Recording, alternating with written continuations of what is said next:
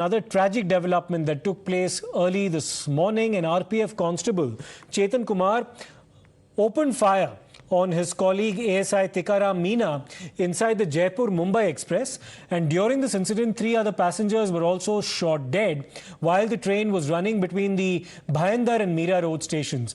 The accused has now been apprehended, and as per the preliminary investigation, he opened fire using his official weapon. The Western Railway has formed a high-level committee now to probe the case. So far, the police have not confirmed the exact motive behind this incident, but as per a statement that's been put out by an RPF officer, there was no infighting between the ASI and the constable in question.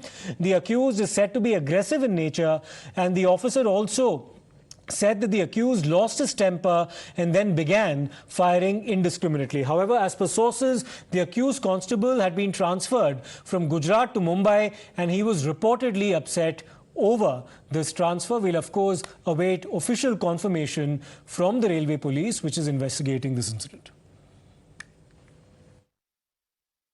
हम लोग इस FIR जो register हो रही है इसमें investigation करेंगे, और आपको भी मालूम है कि हर चीज़ की छानबीन किए बिना किसी चीज़ पे किसी कंक्लूजन पे आना ये गलत होगा। किसी चीज़ को अगर पहले ही दफ़ा किसी चीज़ को सही बोल दे और फिर उसके बाद में कुछ चीज़ अगर और सामने आती है तो it will be too immature to come to or jump to any conclusion at this stage, and I assure you that we will ensure in depth investigation in this matter. Staff ने उसकी गोली आपा खो दिया, basically आपा खोया और गोली चलाई है उसने, यही हुआ है। आगे इंक्वायरी अभी हो रही है, जीआरपी वाले कर रहे हैं। विवाद तो वो ठीक से बता नहीं पाएंगे, इंक्वायरी चल रही है अभी। ट्रेन एस्कॉर्टिंग में थे और उसके बाद इन लोगों ने उस पर अपने अधिकारी को ही पहले गोली मारी है। बट ऐसी कोई हिस्ट्री नहीं है, झगड़ा वगड़ा नहीं है, उसका कुछ दिमाग खराब हो गया। गोली क्यों चलाई गई? जो सामने दिखा उस पर चला। नहीं, मानसिक ऐसा परेशानी थोड़ा मतलब गर्म खून का था, गर्म खून का था। मेंटली डिस्टर्ब था सर, बताया जा रहा है कि उस समय वो आपा। हाँ, उस समय उसने झगड़ा भी कुछ हुआ था सर? झगड़ा नहीं हुआ के दौरान किसी से नहीं, वो तो बिल्कुल नहीं। अभी तो वो छुट्टी से आया था वापस, तो वो सब कोई परेशानी नहीं। ये अपने को मालूम नहीं है, हम लोग जैसे रात को हुआ था घटना, पर हम लोग को मालूम नहीं है अभी। आप अटेंडेंट हैं? अटेंडेंट है। कौन से इसमें कोच में थे? मेरा कोच है B1। ये B5 में हुआ है? ये B5 में हुआ है। जब घटना हुई तो कुछ आवाज़ आई थी? ये हम लोगों को तो नहीं आई थी आवाज़, पर वो लोग बता रहे, पैसेंजर लोग बता रहे थे, आवाज़ बहुत चली, सब लोग बता रहे। होने के बाद फिर आपको कैसे मालूम पड़ा, क्या हो गया, कैसे अपराध? बॉडी पड़ी थी पेंट्री कार्ड में। पेंट्री कार्ड में बॉडी पड़ी थी, इसलिए हमको मालूम हो गया था हम लोगों को। यहाँ फिर क्या बताया गया आपको, क्या हुआ है आपको, क्या बताया गया जब गाड़ी रुकी तो फिर बाद में क्या मालूम? अब हमको यही हो गया, कुछ नहीं बताया गया हमको, हम लोगों को बस हमको लोग यही देख कर हम लोग बस यही सब। तो आप लोग तो अटेंडेंट हैं, तो आप लोग तो जाते होंगे ना B5 में भी जाते होंगे? हर हम लोग नहीं गए थे, उसमें नहीं गए थे B5 नहीं, उधर जाने ही नहीं थी हम लोगों को, जाने नहीं दिया, कभी नहीं जाने दिया। वही पैसेंजर लोगों से बहुत भीड़ भाड़ थी ना, सब पुलिस आ गई थी, नहीं जाने दी हम लोगों को। नहीं जाने दी। आवाज़ गन शॉट हुआ तो आवाज़ आ रही थी, सब बता रहे थे लोग, पैसेंजर लोग बता रहे थे।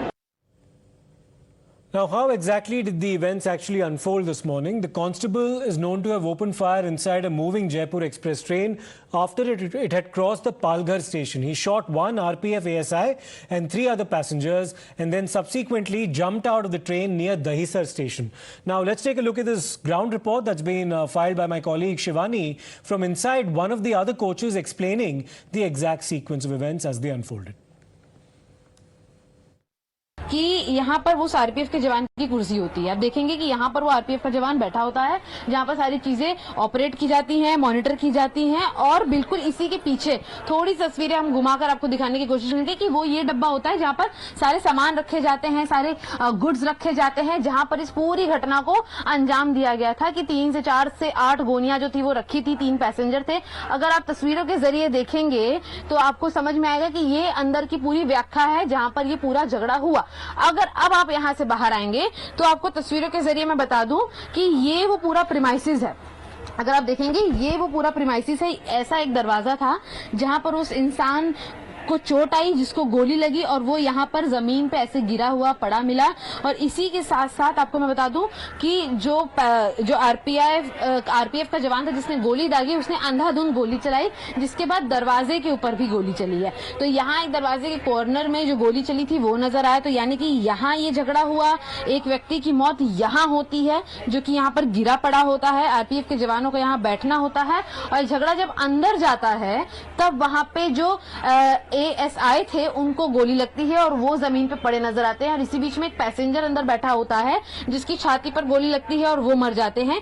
और इसी के अलावा घटना के अंतिम क्रम में अगर हम आपको बताएं तो ऐसे ही जो निकास का दरवाजा है, उसी निकास के दरवाजे पर भी एक व्यक्ति की मौत हुई है। तो कुल मिलाकर इसी तरीके से घटनाक्रम चला कि अंधाधुंध फायरिंग हुई, जहां पर एएसआई जो है, आरपीएफ यहाँ बैठते उनके आपस में झगड़े हुए, अंदर जो लोग मौजूद थे वो बाहर आए और यहाँ से दरवाजे से निकलने की उन्होंने कोशिश की। एक यहाँ से भागने की कोशिश करता है, एक वहां से भागने की कोशिश करता है और यहाँ पर इन दोनों लोगों की मौत हो जाती है।